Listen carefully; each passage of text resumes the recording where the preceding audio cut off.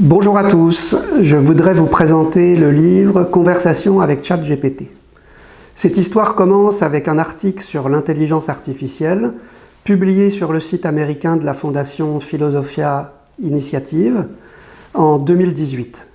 Elle s'est terminée récemment lorsque deux universitaires sont tombés sur cet article qui rappelle la distinction fondamentale entre l'intelligence et la raison.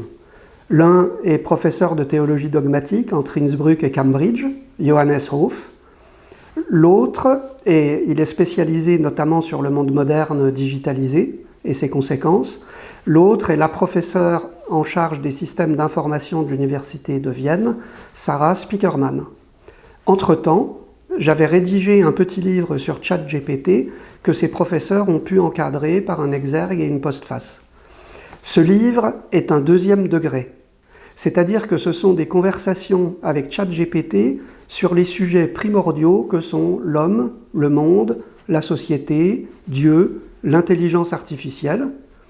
Or, et c'est là le deuxième degré, au fur et à mesure de ces dialogues, on se rend compte qu'on a affaire à un discours moyen, une sorte de pensée unique, comme privé d'intelligence.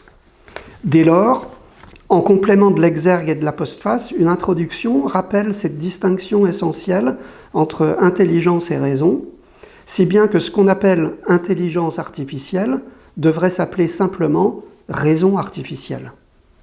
En fait, l'humanité, au fil du temps, s'est dotée d'énergie mécanique, le feu, les animaux, la vapeur, les hydrocarbures, l'énergie atomique, et depuis le 7 août 1944, l'humanité a commencé à se doter d'énergie mentale.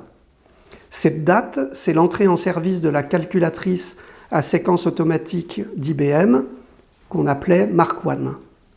C'est cette énergie mentale supplémentaire, c'est ce que John McCarthy, dans les années 1950, va dénommer faussement intelligence artificielle, avec tous les fantasmes que cette dénomination entraîne. D'un mot, disons que la raison calcule des chiffres ou raisonne sur des concepts, alors que c'est l'intelligence qui comprend les calculs et les raisonnements.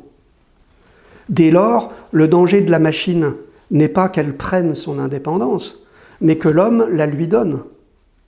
Sachant que ce que les spécialistes appellent l'alignement entre les objectifs fixés par l'homme et ceux algorithmés par la machine est mathématiquement ou rationnellement impossible à réaliser.